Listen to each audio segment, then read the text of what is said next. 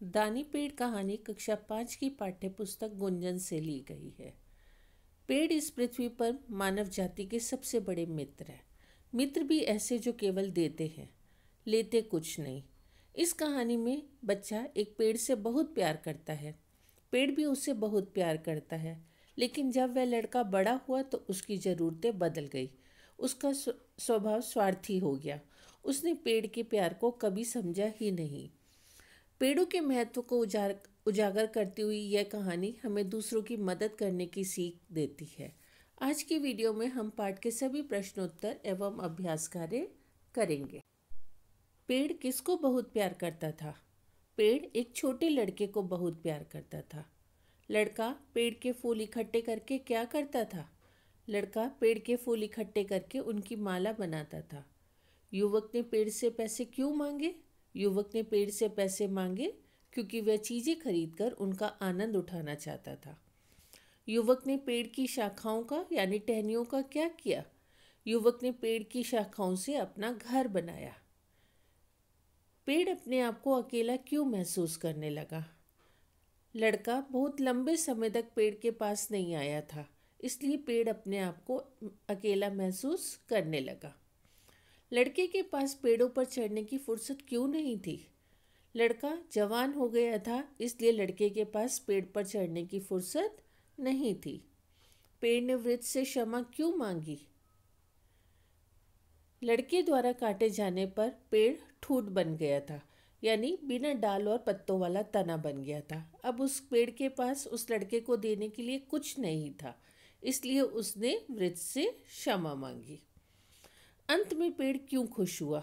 अंत में पेड़ इसलिए खुश हुआ कि वह फिर से किसी प्रकार उस छोटे से बच्चे के काम आ सका जिसे वह प्यार करता था। यह बात और है कि वह छोटा बच्चा अब वृद्ध हो चुका था। सही उत्तर चुनकर सही का निशान लगाओ। लड़का बाजार में बेचने के लिए क्या ले गया? लड़का बाजार में बेचने के लिए फल ले गया। लड़के ने पेड़ के तने का क्या किया? लड़के ने पेड़ के तने से नाव बनाई।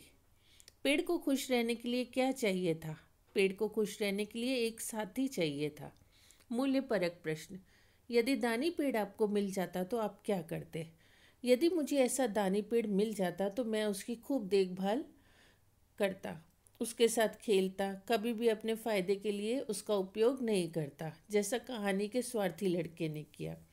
मैं उसको हमेशा हरा भरा रखने का प्रयास करता। दिए गए शब्दों के विलोम शब्द लिखो। प्यार, घृणा। अप्रसन्न, प्रसन्न। उल्टा, सीधा। देना, लेना। मजबूत, कमज़ोर। सुखी, दुखी। नीचे दिए गए शब्दों के वचन बदलो। लड़का, लड़के। पत्ता, पत्ते। डाल, डाले। घर, घर। नाव, नावें। बेटा, बेटे। पाठ से चुनकर अनुस्वार और अनुनासिक के 5-5 शब्द लिखो। अनुस्वार जब किसी व्यंजन का उच्चारण मुख के साथ साथ नासिका से भी किया जाता है तो व्यंजन अनुस्वार कहलाता है। प्रत्येक वर्ग का 5वां वर्ण पंचमाक्षर कहलाता है। इसे अनुस्वार अर्थात बिंदु के रूप में लिखा जाता है। जबकि अनुनासिक का उच्चारण करते समय हवा नाक और मुंह दोनों से निकलती है। इसे चंद्र बिंदु भी कहते हैं। इसे दर्शाने के लिए लाइन के ऊपर चंद्र बिंदु लगाया जाता है। अनुस्वार जंगल, सुंदर, आनंद, परंतु, शांत इन शब्दों में अनुस्वार का प्रयोग किया गया है। अनुनासिक शब्द वस्तुएं, ठूंठ, दांत, हाँ, हूँ।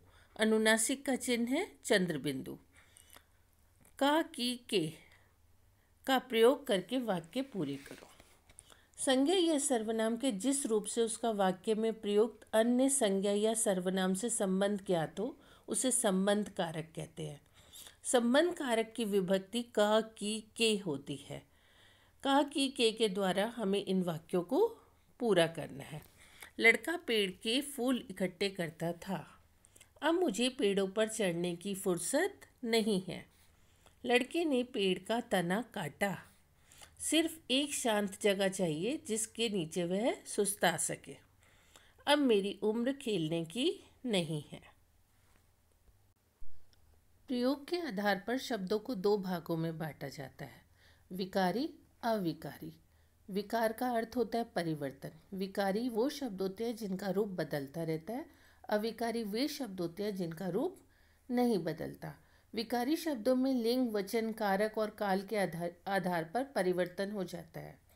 जैसे संज्ञा लड़का, अगर बहुवचन रूप लिखेंगे तो लड़के। सर्वनाम मैं, बहुवचन लिख रहे हैं हम। क्रिया पढ़ता है, पढ़ते हैं। विशेषण पीला, पीले। लेकिन अविकारी में शब्दों का रूप हमेशा एक समान रहता है। इन्हें अव्यय भी कहा जाता है। इनके उदाहरण क्रिया विशेषण जैसे उधर, पीछे। इन शब्दों में किसी भी रूप में परिवर्तन नहीं आता। संबंध बोधक के नीचे, के बाहर। समुच्चय बोधक लेकिन, किंतु। विस्मय आदि बोधक ओ, अरे आदि। इन शब्दों से मूल शब्द और प्रत्यय अलग करके लिखो। जो शब्दांश किसी शब्द के अंत में जुड़कर नए शब्द का निर्माण करते हैं और उसके अर्थ में परिवर्तन ला देते हैं तो उन्हें प्रत्यय कहते हैं। सुखदायी में सुख मूल शब्द है और दायी प्रत्यय है। खरीद कर, खरीद मूल शब्द, कर प्रत्यय। खेल मूल शब्द, ता प्रत्यय। तोड़ मूल शब्द, कर प्रत्यय। प्रसन्नता में प्रसन्न मूल शब्द, ता प्रत्यय। फलदायक में फल मूल शब्द, दायक प्रत्यय। पेड़ पौधे भी हमारी तरह दिन रात सांस लेते हैं। वे दिन में कार्बन डाइऑक्साइड लेते हैं और ऑक्सीजन छोड़ते हैं। इसलिए दिन में पेड़ के नीचे उठना बैठना अच्छा होता है, किंतु रात में पेड़ के नीचे नहीं सोना चाहिए। रात में पेड़ पौधे भी ऑक्सीजन ग्रहण करते हैं और कार्बन डाइऑक्साइड छोड़ते हैं। पेड़ हमें प्रकृति द्वारा दी गई बहुमूल्य संपत्ति है। पृथ्वी पर पेड़ है तो हम भी हैं, नहीं तो हमारा अस्तित्व भी नहीं होगा। हम सभी को वृक्षों के महत्व को समझना चाहिए। धन्यवाद।